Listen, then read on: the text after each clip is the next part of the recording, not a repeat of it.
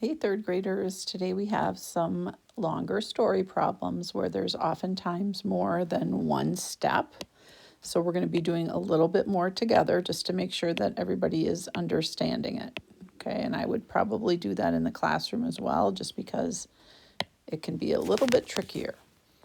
So don't get too nervous when you look at all the words because we're going to be working together. Okay, let's look at number 1. Maya had a dozen white eggs. I like to just right away, I know that there's 12 in a dozen, so I'm going to write that right over there. And she had a dozen brown eggs in her refrigerator.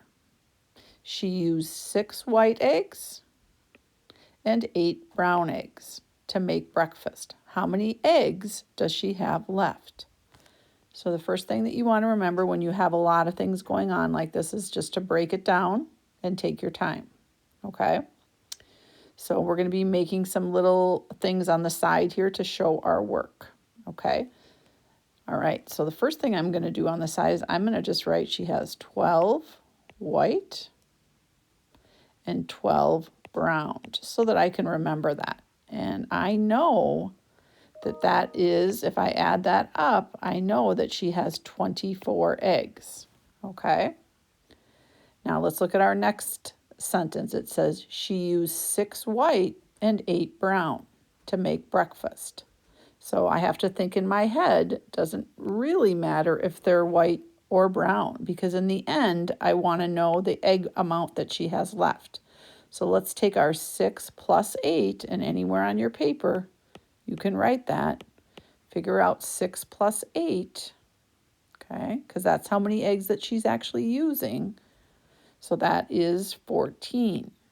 Okay, now remember that the answer that they want at the end is how many eggs does she have left. So I can take my 24 and subtract what she used to get my final answer for the eggs.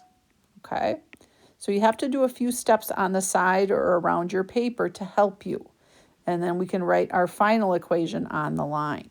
Okay, I'm going to let you figure that one out.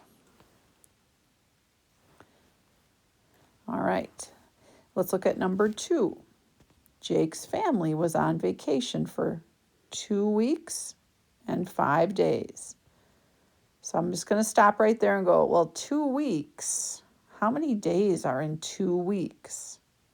Well, you know that there's 7 days in 1 week, and 7 plus 7, so I'm going to make it all days. So I've got 14 days here, and then 5 days here.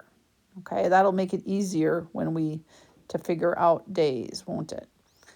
Okay, now that was for Jake. Okay, so even before we keep reading, because I've got another kid coming up, Seth.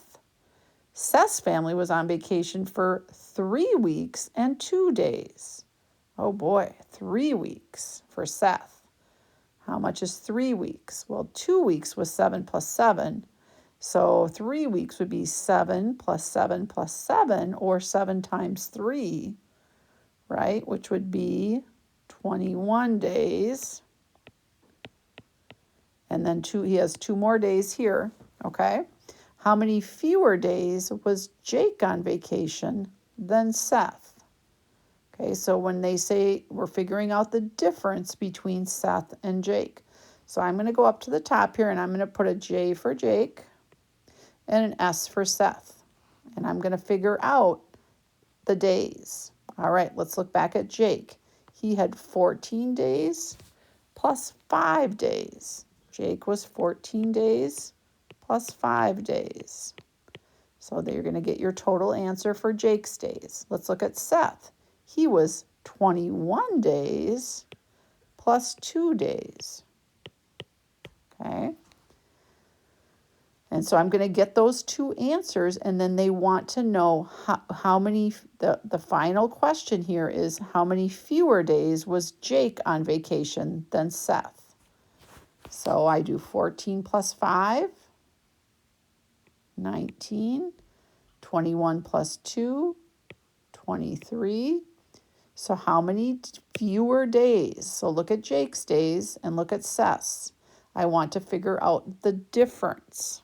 So and whenever I do difference, I do minus.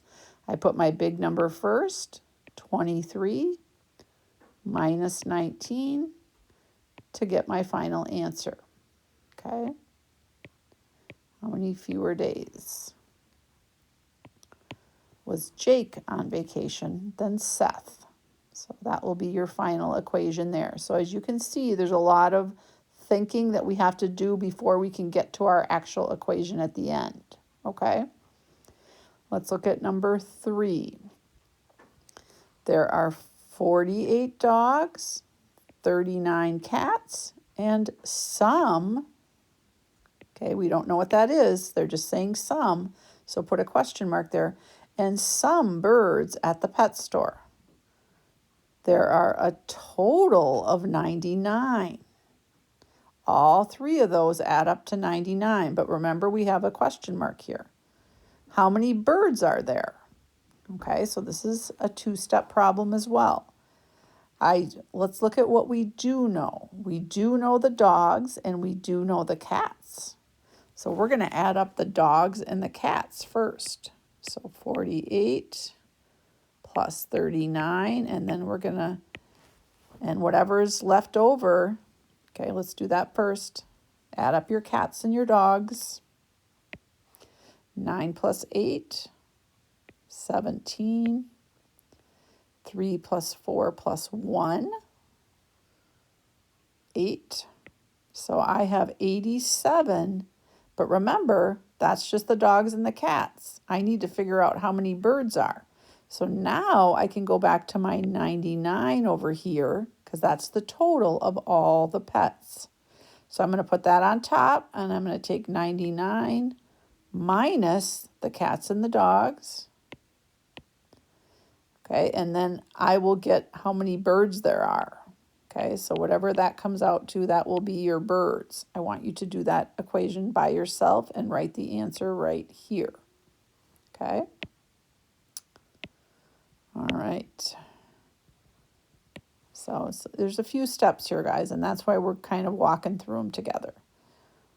All right. We're on number 4. The reading group checked out 36 library books.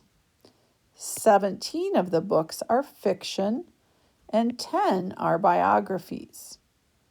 And some, that's our question mark, are science. How many books are science? This is very similar to the problem that we just did. Just like we knew the dogs and cats, here we know that 17 are fiction and 10 are biographies. So we're going to add up our 17 fiction plus our 10 biographies, and that will give us an answer, right? Let's do that. 7 plus 0, 7. 1 plus 1, 2. Now that's not the answer to our whole problem. Remember, they had 36 library books, so we're going to figure out now how many were science. So I'm going to take my 36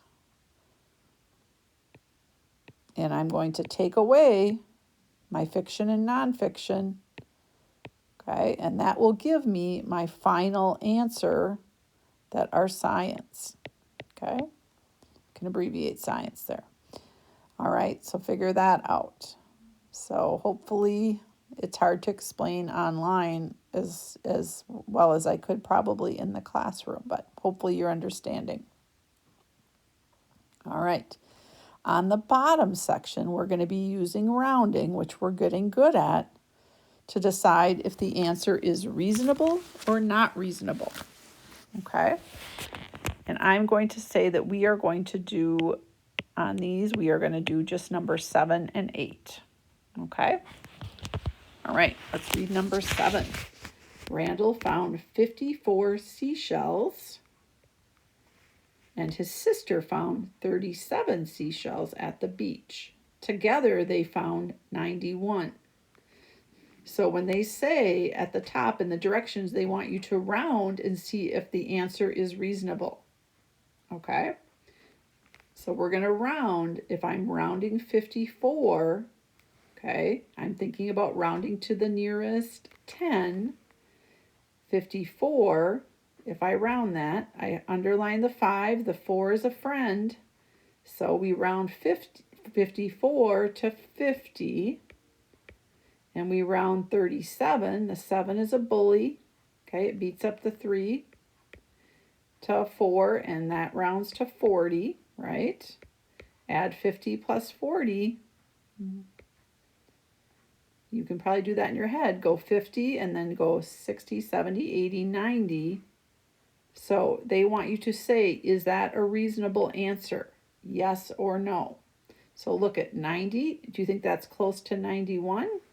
Would you say yes or no? I would say yes. So you just put a Y for yes. So you're going to do the same thing over on the next one. Okay? So she's selling vegetables. Okay, she sold 56 tomatoes, 27 onions, and 38 peppers. So you're going to take those three numbers and round them. Okay, so round 56, round 27, and round 38 to the nearest 10. Okay, so I'm always going to be, when I'm rounding to the nearest 10, I'm going to be looking at underlining the first number and looking at my neighbor.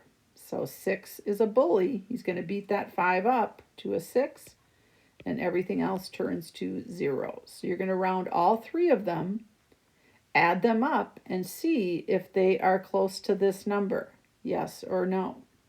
Okay? All right, meet me on the back side when you are ready. All right, here we are on the back side. And we have some basic subtraction up at the top. It's right here. Okay.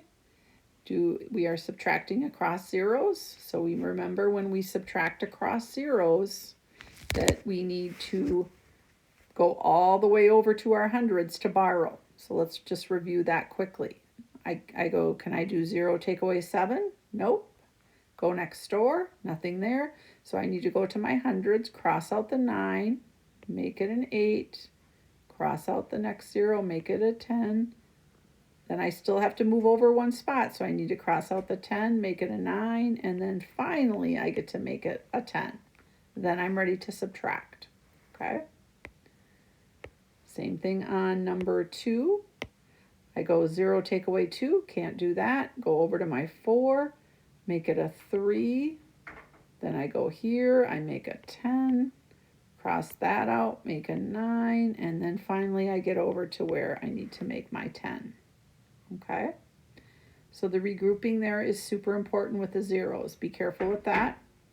Okay, I'm going to let you do your regrouping on this one. You got to go all the way over to the 5. Okay? And then when you get down to your problems down below, this is going to be extra credit. And we are doing these. All right. I'm going to say that number 6, okay, it says write and solve an addition word problem that has the numbers. Okay, so you're not actually writing the word problem, you're just adding those two numbers together. Okay, so 495 plus 247. I'm not going to make you write out the word problem. Okay. All right, you guys should be good to go.